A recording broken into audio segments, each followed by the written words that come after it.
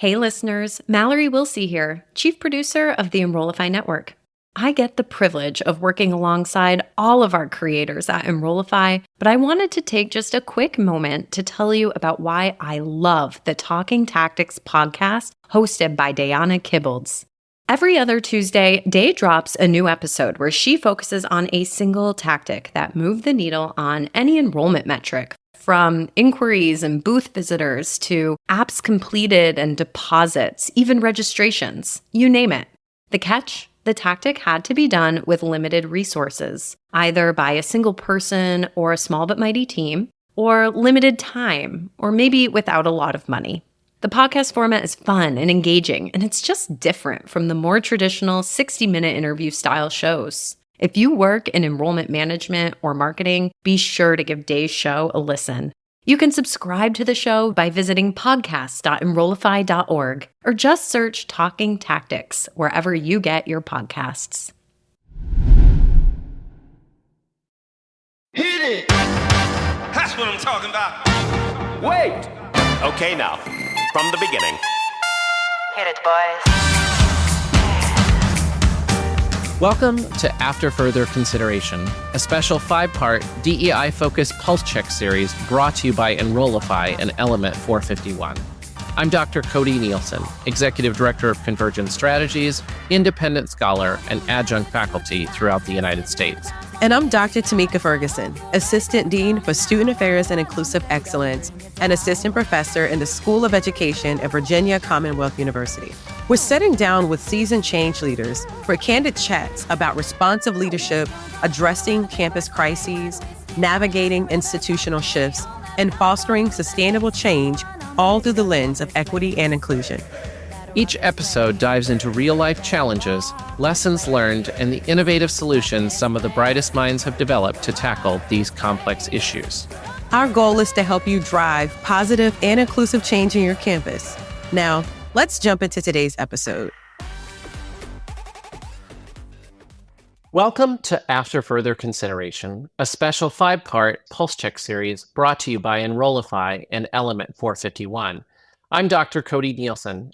And I'm Dr. Tomika Ferguson. We're sitting down with change leaders for candid chats about responsive leadership, addressing campus crises, navigating institutional shifts, and fostering sustainable change, all through the lens of equity and inclusion.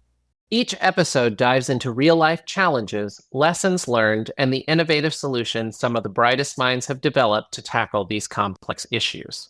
Our goal is to help you drive positive and inclusive change on your campus. Now let's jump into today's episode.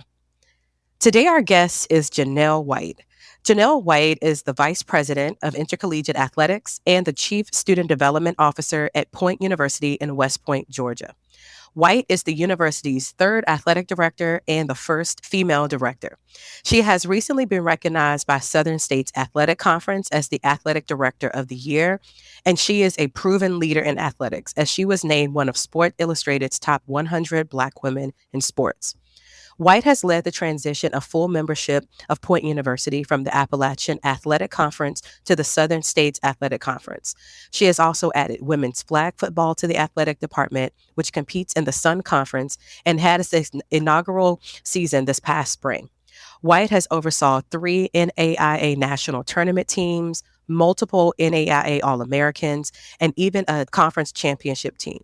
Point University is a school in the National Association of Intercollegiate Athletics and has been recognized as a Champions of Character 5-star gold institution.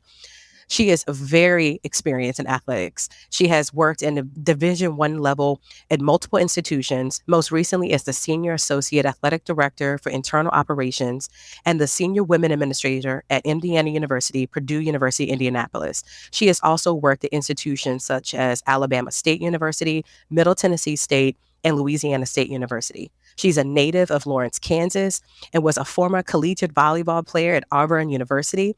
She has a master's degree in education and a bachelor's degree in business administration from Auburn University.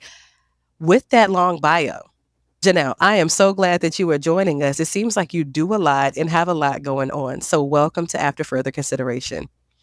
Thank you so much. I'm excited to be here with both you and Cody. So looking forward to our conversation, but I appreciate the long. You reading that long bio, but, yes, excited, thankful, and grateful for this opportunity. Awesome. It's great to have you here, Jaunelle. And we want to sort of start sort of overview. Like, obviously, we can sort of read off your bio and such, but we want to sort of start at the top. Like, tell us about your story. How did you end up 20 years down the road in athletics, and ending up in this position like this? So help us sort of start from the beginning. Yeah, I guess the right answer would probably be destiny. I had no intentions of working in collegiate athletics, higher education, but I grew up around it. My father was a track and field coach for almost 30 plus years. My mother was an educator. And so we moved around quite a bit. And usually when I say we moved around, done different things, people automatically think military, but it wasn't the military. It was collegiate sports. And so, you know, growing up with my dad, tagging along with him to different track and field meets and being with my mom, watching both of them coach. She coached on the junior high, high school level. My father, of course, collegiately. Being around student athletes, always a special time. Something I really wasn't really holding on to, I guess, as a kid. I just thought it was cool and fun. And then I was an athlete myself, so played different sports. I played basketball, played volleyball, did track and field as well. Always around it, but I think it's kind of crazy that it never crossed my mind that I could actually work in it one day myself. So if I fast forward a little bit to college, played volleyball at Auburn. I redshirted my freshman year. So I had a fifth year of eligibility and I was already in grad school. And I had another year that I needed, or, a couple of semesters that I needed to finish my grad degree. And two gentlemen in the compliance office said, "Hey, Jaunelle, we really think that you would be great in athletics. And we know you want to finish your degree. We'll pay for it." So I raised my hand and say yes. Um, have you ever even thought about working in athletics? And the answer was no. I had not. I thought I was going to go work for some Fortune 300, 400, 500 company and make a lot of money. Did not cross my mind. And so that opportunity is what led me to where I am today. It was two men saying, "Hey, we see something in you and think that you would be great in this profession.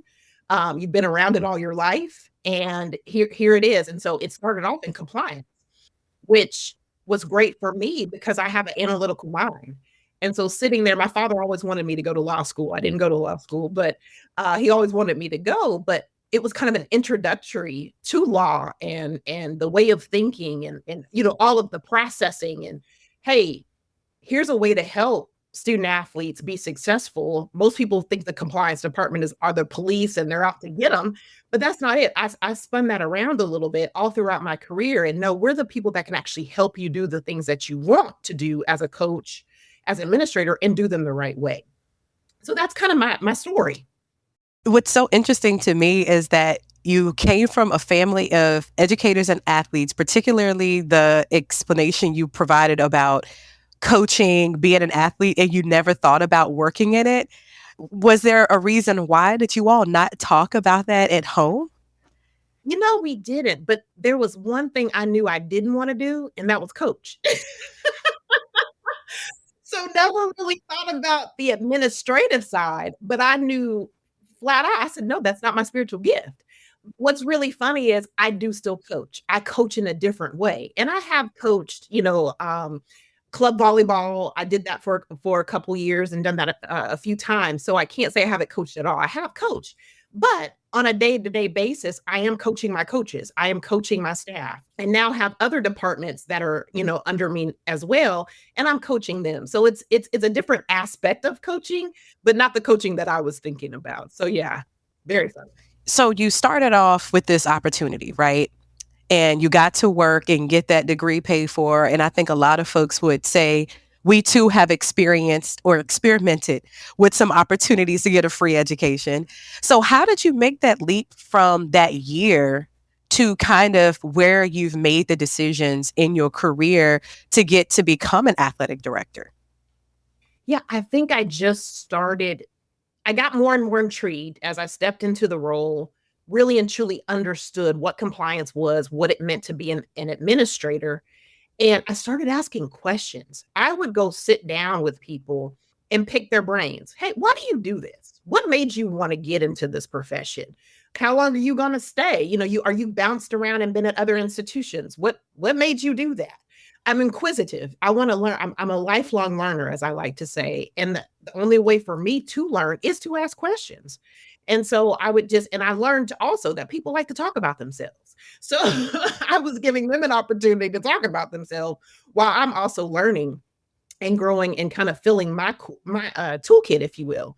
So that was really the leap. Listening to people's experiences, trying to figure out what I wanted my experience to be and how I was going to go about this, and just kind of meshing the two or three or four together is what helped me build my career to what it is today.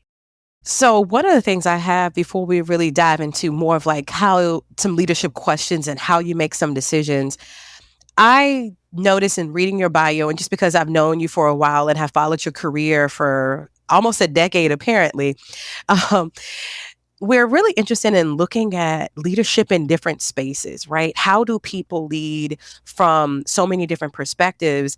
And you went from working in NCAA Division I institutions to being at a small liberal arts institution that's a part of the NAIA. And for a lot of people, they might not know the difference in those two types of institutions and maybe the decisions to do that. Could you maybe share a little bit about that part of your journey? Sure. When the position posted, I had no idea where Point University was until, I read the D1 ticker, or it actually might have been NACTA. I think it was NACTA. It wasn't D1 ticker, but I was like, wow, West Point, Georgia, West Point, Georgia. And it just kept clicking. And what do? We go to Google, we go to the map and figure out where that is. And lo and behold, I'm like, wait a minute, this is 30 minutes from Auburn, where I went to school. How do I not remember West Point, Georgia? Because we traveled 85 up and down going to the airport all the time. But Point was not there then. It was actually Atlanta Christian College, and it was in East Point, Georgia. So the time that I was in school, it was not there. But still, just the city, that area, it didn't even dawn on me that I was so close to it when I was in school. And at the time, my husband and I, we wanted to move closer to family. So he's from Mobile, Theodore, Alabama, and then a lot of my family is in Birmingham, Alabama. So I was like, man, this is like perfect location. We're not on the road driving, going all over the place. But wow, I don't know anything about the NAIA. What kind of transition is this going to be? But I had also made the decision that I wanted to be an athletic director. I had people kind of in my ear for several years, quite some time, saying, Jaunelle, you're ready. Jaunelle, you can do it. Jaunelle, you've been practically running these departments, making other ADs look good. It's your turn. And so internalizing a little bit of that and finally saying, you know what? Okay, it's my turn. I had interviewed for some jobs at the Division I level, D3 level, and didn't get them. And so I said, okay, having gone through a whole bunch of leadership institutes and things, they always often talk about thinking outside the box, looking at something different. And you'll have some people that may say, oh, well, the NAIA is nothing like the NCAA. True. But to me, sitting in the proverbial chair is sitting in the chair, no matter where you are. You're getting the experiences. At the time when I came to Point, we had 19 programs. We just unfortunately had to release some programs, and now we're down to 13. But I have football. That's the biggest thing. Can women lead, lead programs that have football? Yes, we absolutely can do it. So that was an opportunity to me. And I said, wow, hey, I can get a football program. There's 19 sports. It's a small Christian school. Let's go for it. And so I applied, and as we know, the rest is history. Well, and there were some what made it make sense for me is the personal and professional alignment that was there. And so that was the choice. But it took a while, like I said, for me to decide that I was ready to be an athletic director, and then having interviewed a couple of places and then finding the quote unquote right spot, right opportunity. It just, again, the stars just aligned, and I'm here, and I'm thankful for it. And I have told people that I'm really glad that my first opportunity as an athletic director was at a school this size, an institution this size, a community this size where I can really try some things and the next day I'm not getting called into the president's office because I'm fired. Right. But those pressures aren't there like they are at some of the NCAA Division I institutions. There's no secret about it. And so I was thankful for that I could breathe a little bit. I could make some mistakes. Our president was going to support me, but that I had the tools needed to do the job. Yeah. Well, let's actually dig into those sort of tools and pieces. I feel like this is the sort of interview question, Jaunelle, but like one of the things that we talk about on this podcast is we always sort of lean into those spaces of those moments, the sort of linchpin moments, the crisis moments, those sort of defining moments. And I'm thinking about like, and again, this is why I'm like, I feel like we're going into the interview stage of this. I feel like I can imagine you sitting in front of a committee of folks and being like, why, Jaunelle, are you the right person to lead Point University in this? But could you tell us a little bit about like one or so sort of defining moments or crises themselves that you went through in some of these other institutions that sort of shifts your sort of like way in thinking? As much as I hate to keep using it, I think COVID is a really, really good example. I know we're tired of talking about it and tired of hearing it. And, thinking through what was that defining moment, there might have been a few earlier, but nothing to that capacity. I mean, we had to shift our whole way of thinking. It's funny. I joked with a colleague the other day and I said, nursing was actually plan B for me. I have my grandmother was a nurse, a great aunt was a nurse, other nurses in my family. And I said, well, if this is an athletic thing doesn't work out, I'm going to go back to school. I'm going to be a nurse. Well, lo and behold, got my opportunity to practice it during COVID. And, everyone's world, everyone, our whole world was turned upside down. And, we went into a space that we had never been in. Well, maybe some 100-year-old people had been a part of, as we know. But wow, you talk about thinking outside the box, getting creative, mental health for students, for employees, for coaches. That took some time to like sit in quietness and stillness and figure out how the heck are we going to get through this. And once we did, and we had the conversations and we made it work, and everybody's coming together from across the university, and you've got health officials involved, we survived it. We made it through. It looked different, the whole working from home scenario situation, the diving into doing temperature checks of student athletes and filling out forms and different things. I had to help I was, I guess you could say, the number 2, number 3 at the time. And so both of us are helping our athletic director figure this out and create plans and fine tune some things, and also checking in on people. So you talk about leadership and man, I probably tapped into some things I didn't even know existed during that time that I had from a skill set standpoint. But it was remembering the people. It was remembering that everyone is dealing with this differently, and how best can we check in? The decisions that I make on a day-to-day basis, and I pause for a minute because I just had this conversation with my president. I try my best to remember the people. The people element will always be first and foremost for me. I know that there are some business decisions. I know, we have to look at the whole picture. But when we forget about the people, I think we go in the wrong direction. I want to follow up with that because like I'm thinking about like the specific moments in the midst of that, and like how that conversation went.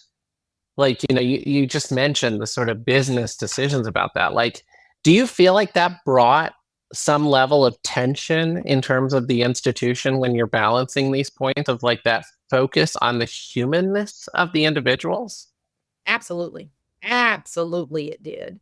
And there were there were some heated conversations, some that I was a part of and some that I wasn't a part of, but I would hear about, later on, because at IUPUI we were under the IU umbrella. So really IU as a flagship was kind of running things, and it was a trickle down effect to what all the other campuses were going to do, where there were some things that they could do that we couldn't do, or things that were available to them that weren't necessarily available on our campus. So we had to shift. And it was reminding some of our upper level administration of that, like, hey, they've got 25 more people than we do as staff, and so these hours are and all these changes are taking a toll on the few little people that we have from an administrative standpoint. We have tapped into every resource and everybody that we have. So we've got to come back and rethink this, or we're going to start losing folks. So yes, it definitely did get a little heated, a little contentious from time to time, but at the end of the day, we all realized that we were in it for the right reasons. We were all headed toward the same goal. We were just going about it in a different way. What that makes me think about is you said this phrase like remembering the people. And I think in COVID, it was a significant shift because athletics at the time had always been about the athlete.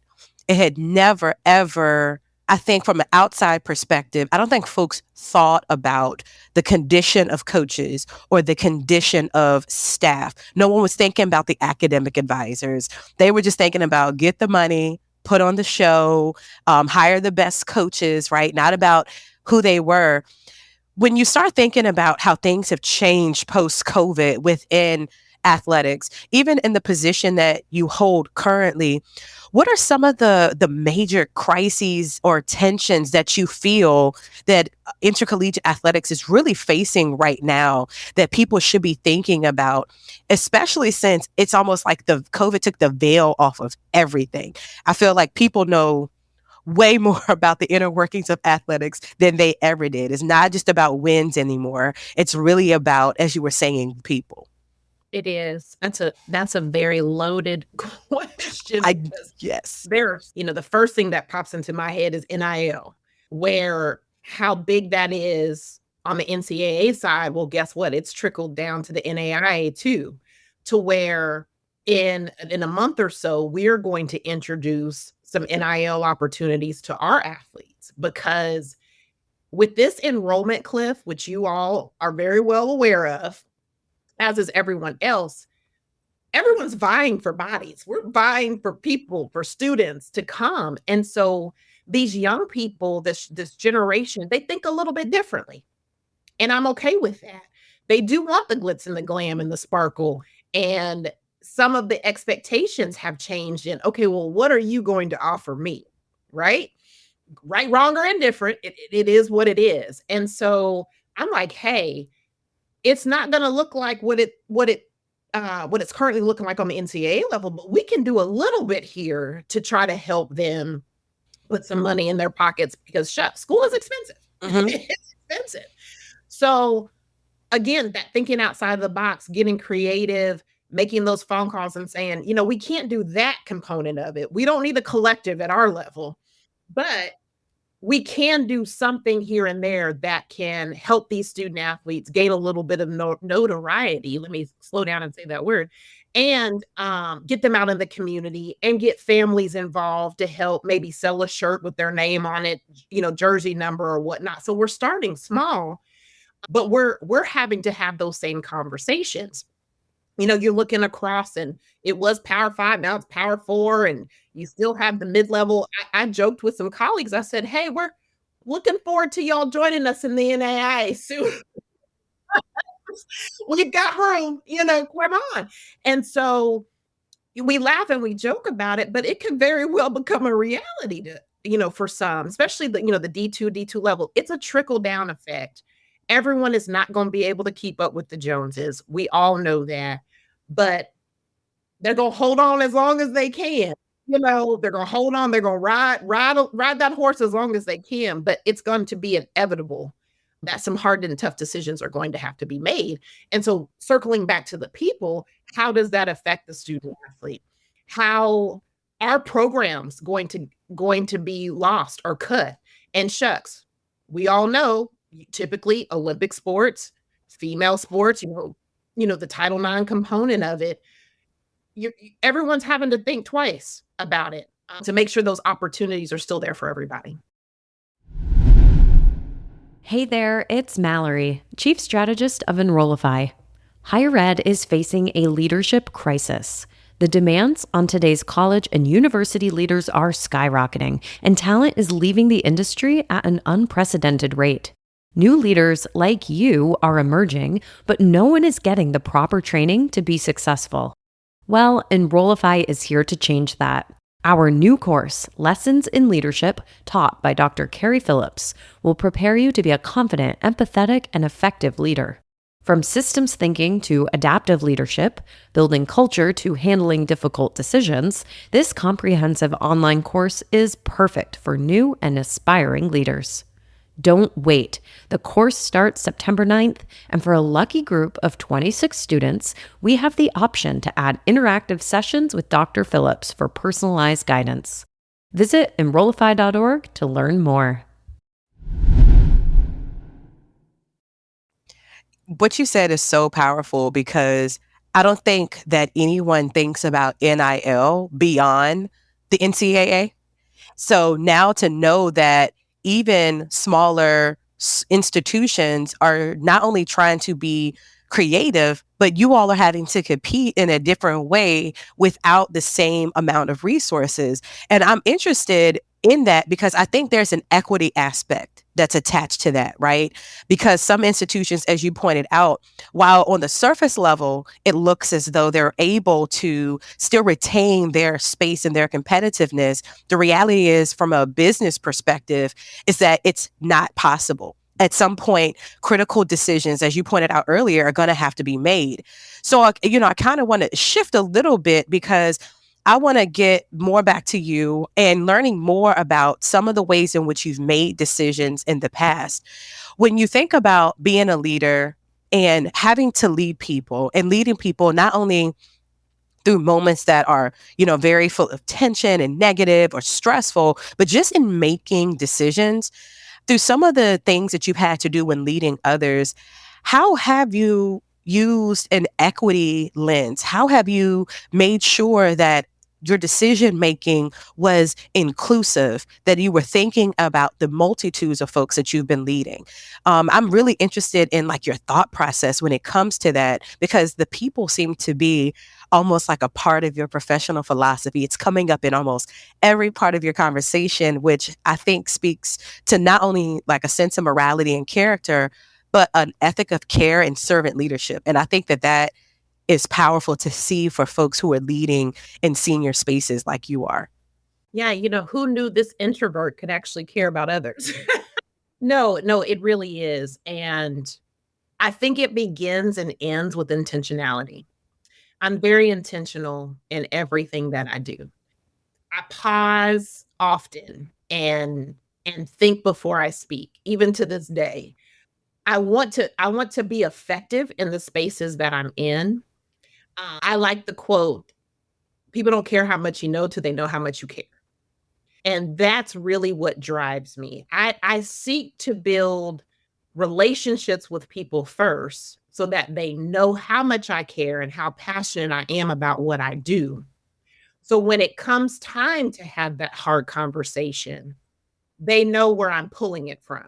It's often done in love. It really is in everything that I do. I care about you, but I also care about whatever the task is or whatever it is that we're trying to do. I hear often that I'm intimidating.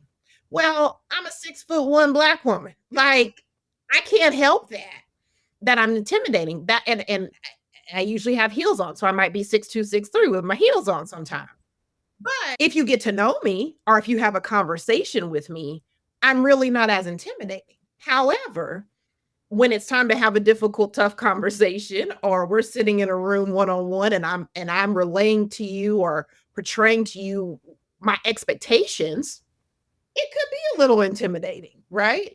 But I'm okay with that because I'm okay with who I am because I know who I am and I know what I can do either for you, with you, and what we can do together. And that's what I'm trying to convey, and I look to convey in the beginning. So again, the relationship side of things is far more important to me, not from a standpoint of I need to be your friend. That's not it. But I do want to know about you. I do want to know what makes you click. I am going to push you outside of your comfort zone.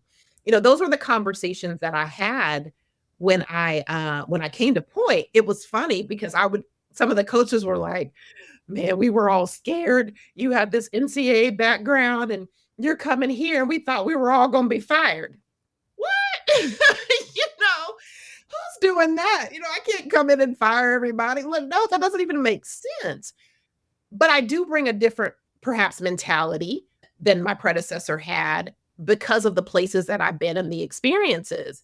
It doesn't matter to me where you are, what level you're in. What we're going to do is compete. That is my expectation, that we compete no matter who's across the net, the field, the whatever the case may be. And so I think being true to who I am, understanding what my core values are, portraying those on a day-to-day basis, being hopefully that leader, that role model that I'm striving to be, and ultimately walking in my purpose is what defines my leadership. I love all that. I feel like we need to bottle that up and like make sure that the audience hears that. So, we'll just do that on repeat just a little bit.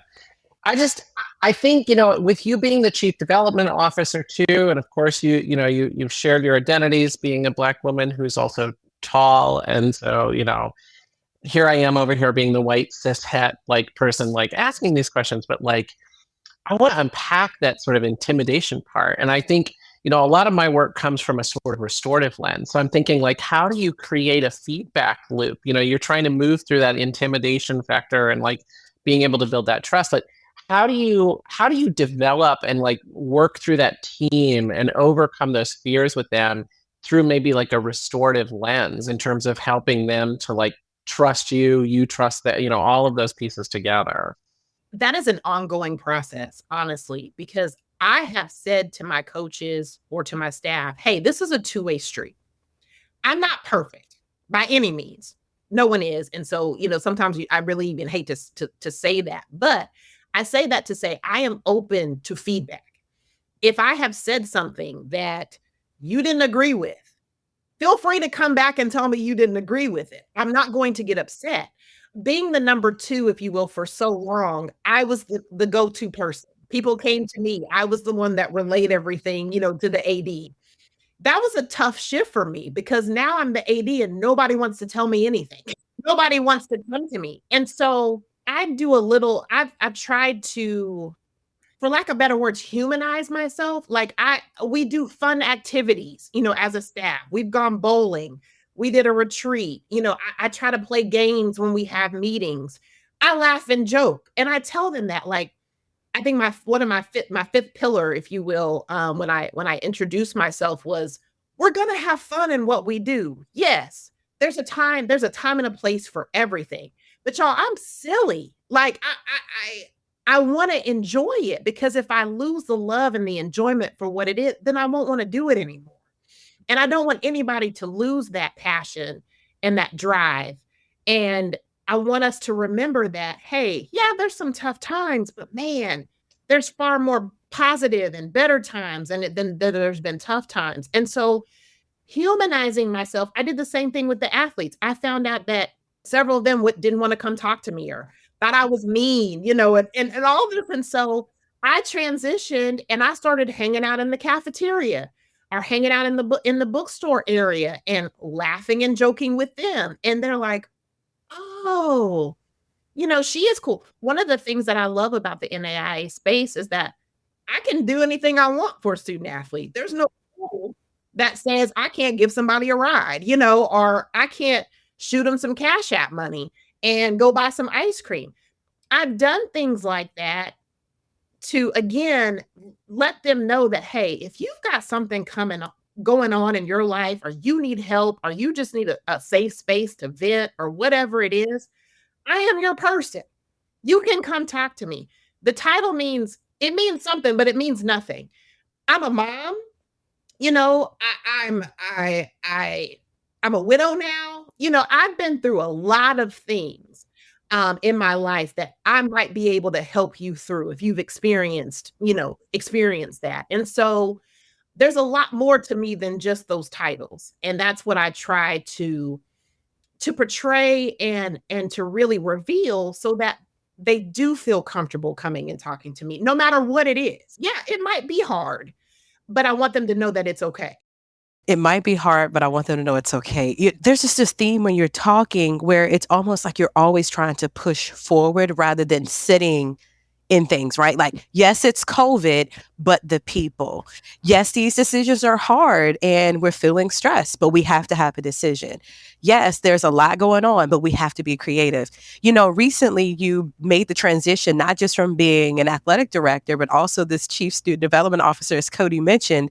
In this current hybrid role, what do you feel has been probably the most challenging or maybe the thing that required the most effort to balance both of these roles with the same level of grace and focusing on the people as you have even in the past and even in your transition to point? Because I think taking on another role where you're responsible for the welfare of students is continuing that same aspects of being an athletic director, but it's the entire campus now. So what's really been some of the, just at least one thing that you face where it's like, wow, I can't believe I'm doing both of these very senior roles, but I'm doing them in my own way. Yeah, great question. On the student development side, I have a lot of auxiliary components. So dining services, which is a contractor.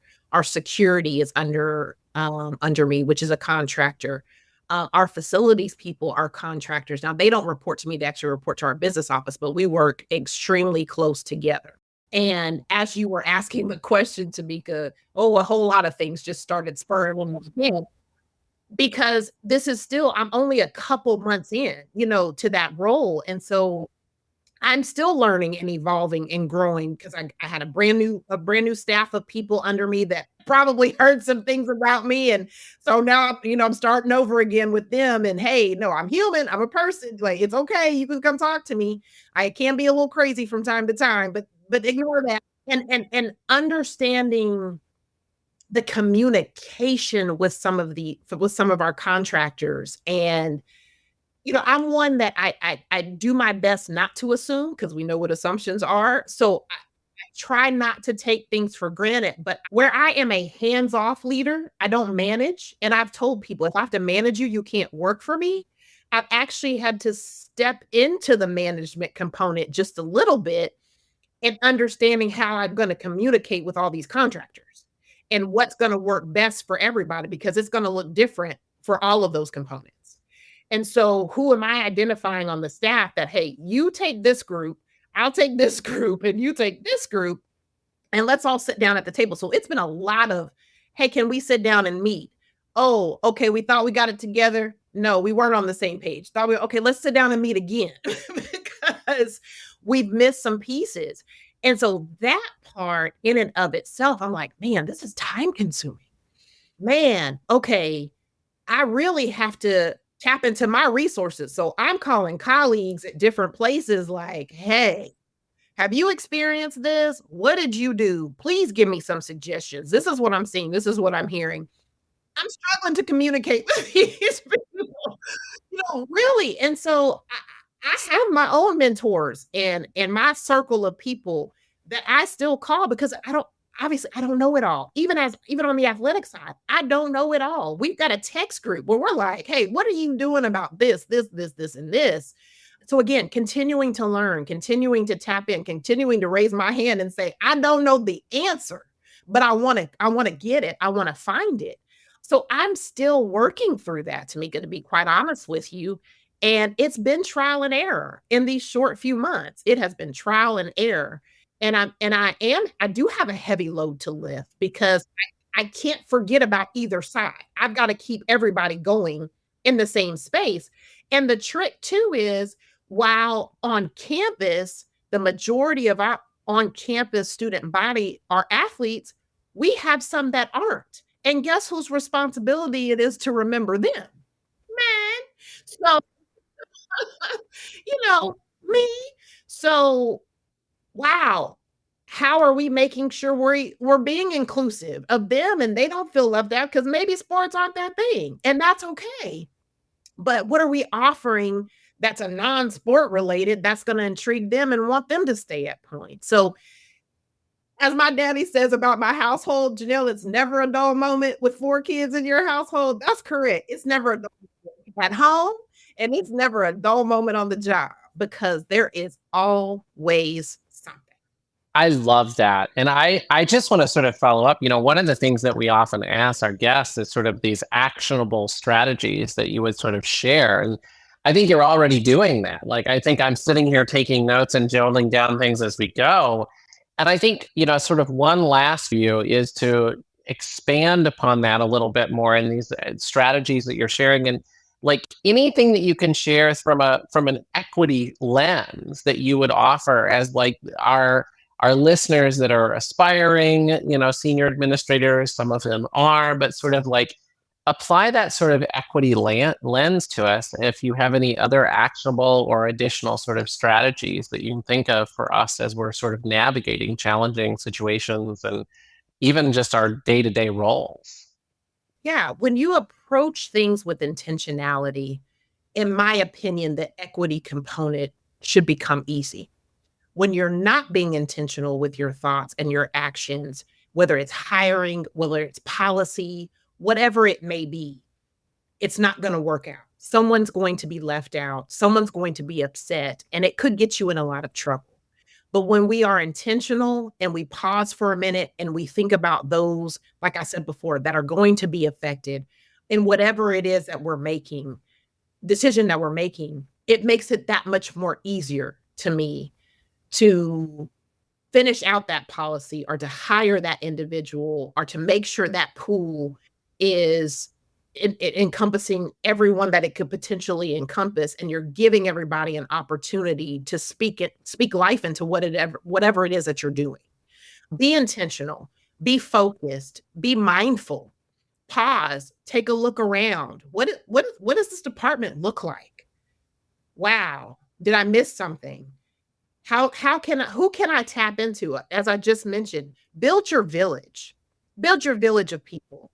My village is so meaningful to me. And if I were to write down, there was an exercise that I did at a leadership institute where I wrote down kind of like my village, my inner circles. I think we did it like an onion and peeled it out. And when I tell you, it is vast. It's people all across the interstate, not the interstate, but the United States. They're in different institutions, big and small, men, women, identify differently because I'm intentional about my circles, which goes back to all the way back for me to junior high. I was zoned for a certain junior high school.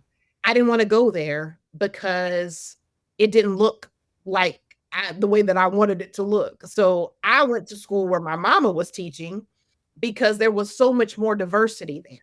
And I got being surrounded by different people and cultures and socioeconomic livelihoods. All of that is what's built me into who I am today. So the answer to me is intentionality, looking for something different. You don't want a whole table full of yous. That's not going to work.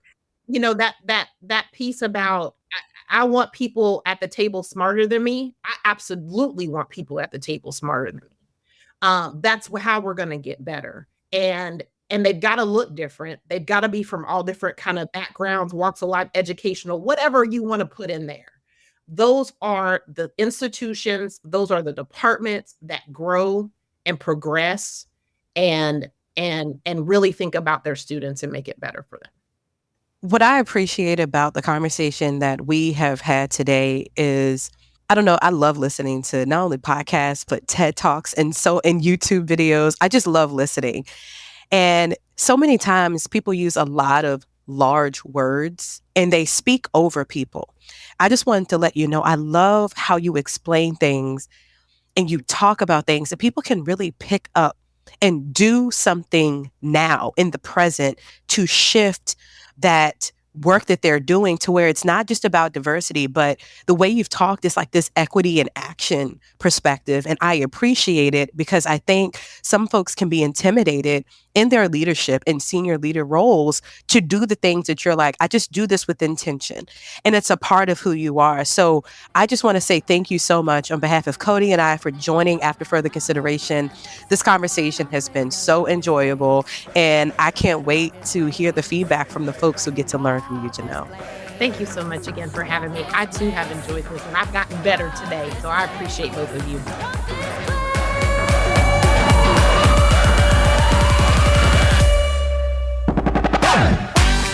This Pulse Check mini-series has been brought to you by Element 451, the next generation AI student engagement platform helping institutions create meaningful and personalized interactions with students. Learn more at element451.com.